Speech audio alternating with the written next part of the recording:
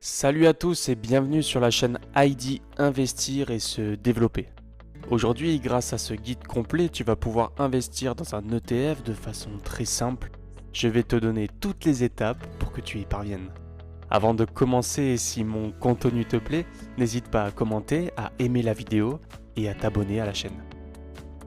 Première étape, l'épargne de précaution. Avant de commencer à investir, je ne cesserai de le répéter, mais tu dois te constituer un matelas de sécurité, mettre 3 à 6 mois de dépenses sur un livret A ou LEP de façon à piocher dans ses réserves le jour où tu as un coup dur. Ce n'est clairement pas un investissement, mais c'est la première marche à gravir pour commencer à développer ton patrimoine. Deuxième étape, choisir sa ou ses enveloppes fiscales. Une enveloppe fiscale est un cadre spécifique mis en place par l'État permettant aux contribuables de bénéficier d'avantages fiscaux sur certains types d'investissements. Elle vise à encourager l'épargne et les investissements tout en offrant des exonérations, des déductions ou des reports d'impôts. Il en existe plusieurs, mais ne t'inquiète pas, je vais tout te simplifier, que tu puisses déterminer la plus optimale pour toi. Le plan épargne en action est une enveloppe fiscale te permettant d'investir principalement en Europe, mais des exceptions te permettent de placer ton argent hors Europe. Nous y reviendrons tout à l'heure. L'avantage de cette enveloppe est que tu es exonéré d'impôt sur la plus-value si tu la détiens depuis plus de 5 ans.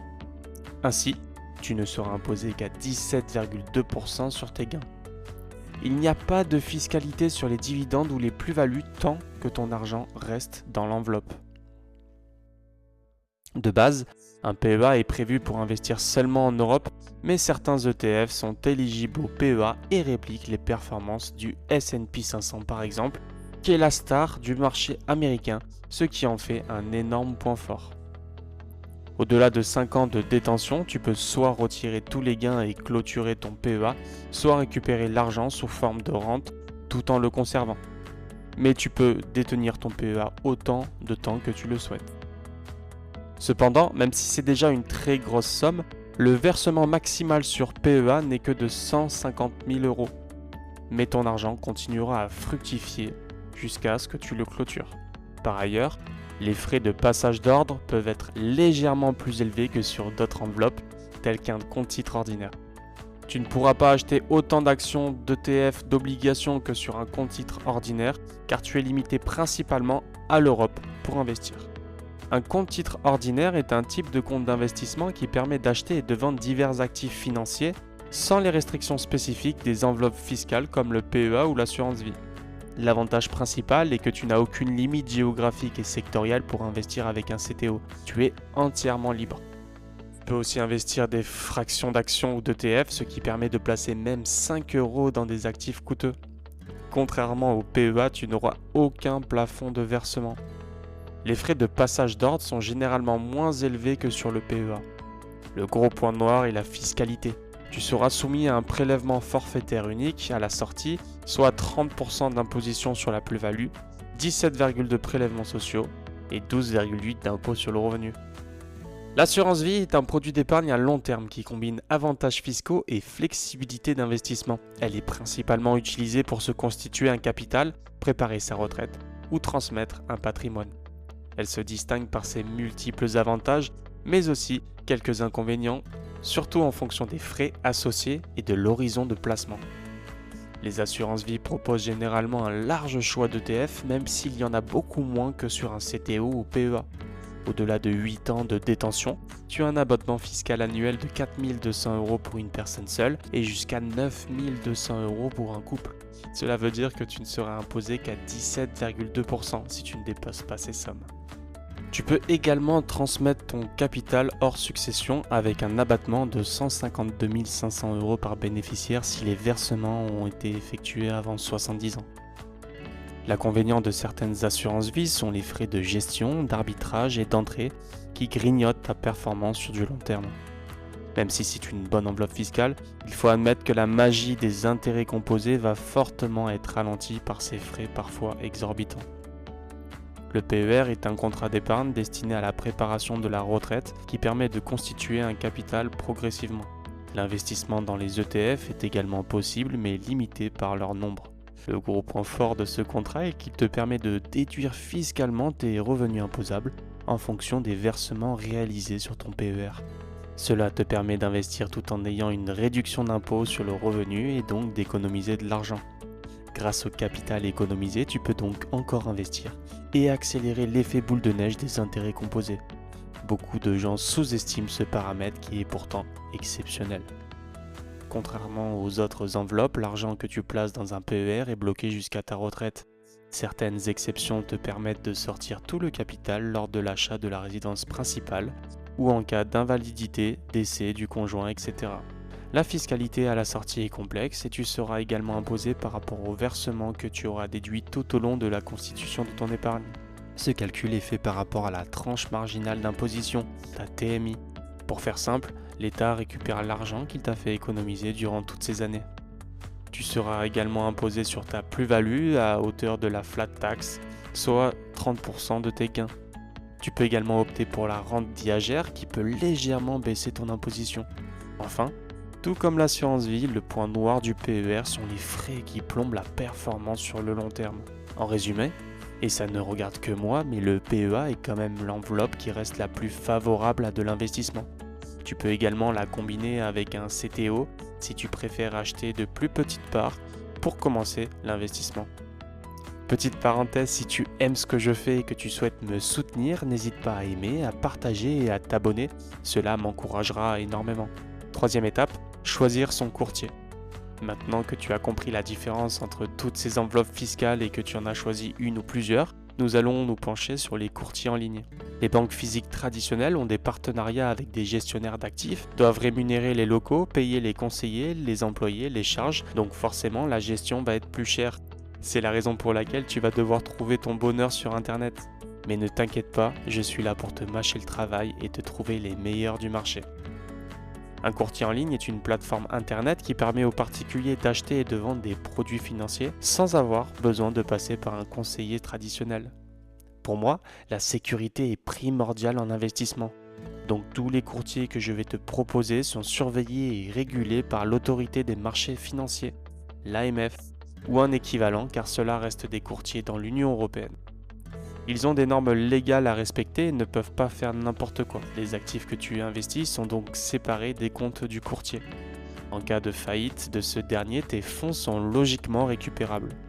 Il existe également des fonds de garantie FGI qui permettent de prendre le relais s'il y a une défaillance du courtier. Attention, cela ne prend pas en compte la fluctuation du marché, mais seulement une couverture des investisseurs si la plateforme ne peut restituer les titres. Enfin, certains courtiers choisissent de souscrire à des assurances complémentaires pour couvrir leurs clients en cas de défaillance ou de fraude. Ainsi, ton argent est contrôlé et réglementé par des organismes dédiés seulement à cette tâche. On commence donc avec les meilleurs courtiers en ligne pour le PEA selon moi. Je t'en ai choisi 3, il y a Bourse Direct, Fortuneo et Boursorama Bank. Ils ont les frais les plus bas du marché actuellement, pas de frais de droit de garde, d'ouverture de compte ni d'inactivité. Tu peux donc facilement te tourner vers eux. Ensuite, pour le CTO, tu peux retrouver pour les plus connus Trade Republic avec des frais fixes pour chaque passage d'ordre de 1 euro et 2 giros. Les deux sont ultra compétitifs avec des frais peu élevés à chaque transaction. Je rappelle que contrairement au PEA, vous pouvez acheter des fractions d'ETF, ce qui permet l'investissement pour tous. Ensuite, pour les assurances vie, tu vas retrouver Lynxea Spirit 2, placement direct vie ou Yomoni Vie. Vous aurez accès à des dizaines d'ETF avec des frais les plus bas du marché. Enfin, pour le PER, tu pourras t'orienter vers Nalo PER, Lynxea Spirit PER ou encore placement direct. Là aussi, vous aurez accès à des dizaines d'ETF pour une meilleure flexibilité d'investissement. Quatrième étape, choisir un ou des ETF. Tu as enfin ouvert ton compte chez un courtier, il va falloir maintenant placer ton argent. Alors qu'est-ce qu'un ETF ? Un ETF, Exchange Traded Fund, est un fonds indiciel qui suit la performance d'un indice boursier comme le CAC 40 ou le S&P 500. Autrement dit, on ne cherche pas à acheter l'action d'une entreprise, mais un panier comprenant plusieurs actions. Les premiers ETF ont été créés dans les années 1980 dans le but de faciliter l'investissement en bourse et le rendre accessible à tous. Le pari est réussi puisqu'en 2023, plus de 40% des Américains investissent dans des ETF, ce qui montre la puissance de cet outil. 3 gros avantages d'investir dans des ETF. Le premier, c'est la diversification. Tu investis dans plusieurs entreprises en une seule transaction. Tu t'exposes donc à différents secteurs comme la santé, la technologie, la finance ou encore l'énergie. Exemple, le MSCI World est un ETF qui représente 1600 entreprises de grande et de moyenne capitalisation issues de 23 pays développés, ce qui combine plusieurs secteurs économiques répartis dans le monde entier. Tu réduis donc fortement le risque de perte avec la diversification sectorielle et géographique. Deuxièmement, les frais. Un ETF est géré par des sociétés de gestion d'actifs comme BlackRock, Amundi, Lyxor, pour n'en citer que quelques-unes. Elles assurent la maintenance et la gestion du fonds indiciel. En contrepartie, les investisseurs doivent payer des frais annuels. Ces frais sont généralement très faibles, ce qui en fait la popularité des ETF. Troisièmement, l'accessibilité et la gestion passive. Les ETF s'achètent comme des actions en bourse. Tu n'as pas besoin d'être riche pour commencer à investir. Avec seulement 5 €, tu peux déjà acheter des parts d'ETF et commencer à t'enrichir le plus tôt possible. Tu n'as donc pas besoin d'avoir une gestion active sur ces fonds indiciels, car ils répliquent la performance de plusieurs entreprises.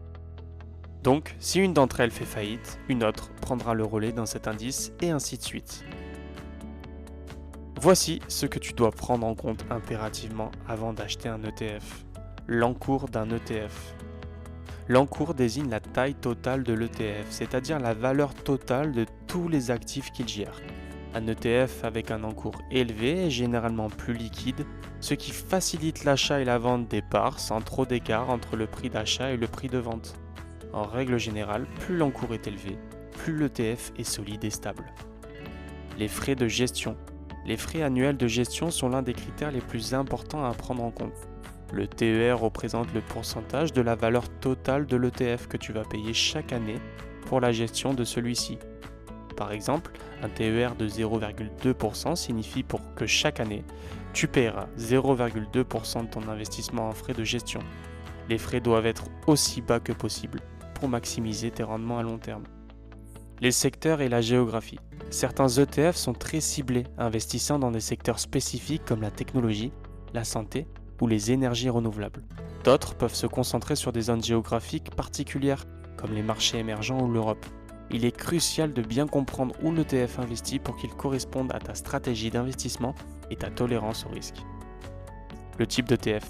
Les ETF peuvent être de deux types, accumulatifs ou distributeurs. Les ETF accumulatifs réinvestissent automatiquement les dividendes dans l'ETF, augmentant ainsi la valeur de ta part.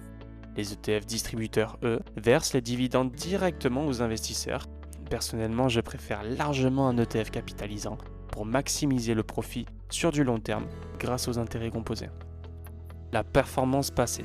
Bien que la performance passée ne soit pas indicative des résultats futurs, elle peut te donner une idée de la façon dont l'ETF a performé pendant des périodes de volatilité ou de crise économique. Cela peut t'aider à évaluer la résilience de cet ETF. Avec seulement un ETF, tu peux déjà te constituer un patrimoine solide sans te prendre la tête. J'investis moi-même sur le S&P 500 depuis mon PEA. Voici deux exemples d'ETF en prenant en compte tous les paramètres que je viens de te donner. Le MSCI World de chez Amundi, le plus connu sous le nom de CW8, c'est un ETF capitalisant. Il est le plus connu des ETF, avec un encours de plus de 4 milliards d'euros, ce qui en fait l'un des plus gros ETF disponibles en Europe. Ces frais de gestion sont assez élevés pour un ETF, mais cela reste quand même très raisonnable, à savoir 0,38% par an. Cet ETF suit l'indice MSCI World qui couvre 23 pays développés et inclut plus de 1600 entreprises. Il offre une large diversification sectorielle avec une forte pondération sur les secteurs technologiques, financiers et de la santé. Il a montré une performance annuelle moyenne d'environ 8 à 9%. Je te partage le code ISIN de cet ETF. C'est ni plus ni moins que la carte d'identité de l'ETF pour le retrouver plus facilement sur ton courtier. Pour le deuxième ETF, nous avons le BNP Paribas Easy S&P 500 qui a un encours de 3 milliards d'euros avec des frais de gestion de 0,12% par an. C'est aussi un ETF capitalisant. Cet ETF suit l'indice S&P 500 qui inclut les 500 plus grandes entreprises américaines majoritairement dans les secteurs de la technologie, de la santé et des biens de consommation. Sur 5 ans, cet ETF a montré une performance annuelle moyenne d'environ 10%. Je t'ai donné des exemples les plus connus et qui ont fait leurs preuves, mais tu peux investir dans n'importe quel pays ou zone du monde. Je te conseille d'aller sur le site Just ETF si tu veux plus d'informations et faire tes propres recherches. Dernière étape, comment investir? Il existe deux façons d'investir. Tu peux choisir le DCA, le Dollar Cost Averaging, consiste à investir une somme fixe à intervalles réguliers. Cela permet de lisser les risques liés aux fluctuations du marché en achetant à différents prix. Tu as également le Lump Sum, qui consiste à investir une grosse somme d'un coup. Cela te permet de profiter immédiatement des hausses du marché. Concrètement, pour un Lump Sum, tu peux faire un gros premier investissement, puis investir tous les 4 à 5 mois. Des recherches ont prouvé que c'était plus performant de faire du Lump Sum. Cependant, psychologiquement, il est peut-être mieux de mettre des petites sommes tous les mois en faisant du DCA. Mais ces stratégies restent propres à chacun, le but premier étant d'investir. Dernière chose, avec les ETF, il n'est pas nécessaire d'essayer de comprendre le marché. Un investissement régulier est la clé du succès sur un simple ETF. Voici donc le résumé complet d'un investissement sur ETF. Dans un premier temps, tu vas devoir te constituer une épargne de précaution, généralement entre 3 et 6 mois de dépenses. Ensuite, tu vas devoir trouver l'enveloppe fiscale la plus adaptée pour toi, en fonction de mes comparaisons. Ensuite, tu vas devoir trouver ton courtier en ligne. Là aussi, j'ai fait des comparaisons. Tu as un choix divers et varié en fonction de ce que toi tu souhaites à l'avenir. Choisir ton ou tes ETF qui t'intéressent. Et ensuite vient le plus important, c'est l'investissement et de façon régulière si possible. Si tu suis de façon consciencieuse ces étapes, tu vas pouvoir te constituer un patrimoine solide. Il faut laisser fructifier ces investissements pendant de longues années pour profiter d'une performance optimale. En cas de crise économique, pas de panique, ne vends surtout pas. Il suffit d'investir une somme conséquente que tu as éventuellement de côté. Certains grands investisseurs disent qu'à ce moment-là, ce sont les soldes. Si tu n'as pas d'argent de côté et continues à investir régulièrement, les marchés ont toujours retrouvé leur période d'avant-crise. Il suffit d'être patient et ne pas laisser place aux émotions, paniquer et revendre à perte. Voilà, j'en ai maintenant terminé. J'espère que tu as compris la force des ETF et que tu es maintenant prêt à investir et à franchir le cap. N'oublie pas, il n'y a pas de meilleur moment pour investir. Il faut le faire le plus tôt possible car le temps en bourse est ton meilleur allié. Pense à aimer cette vidéo, à la partager, à t'abonner à ma chaîne si tu aimes mon travail et n'hésite pas à revenir sur ce guide si tu en as besoin. Je te dis à la prochaine pour une nouvelle vidéo. Salut!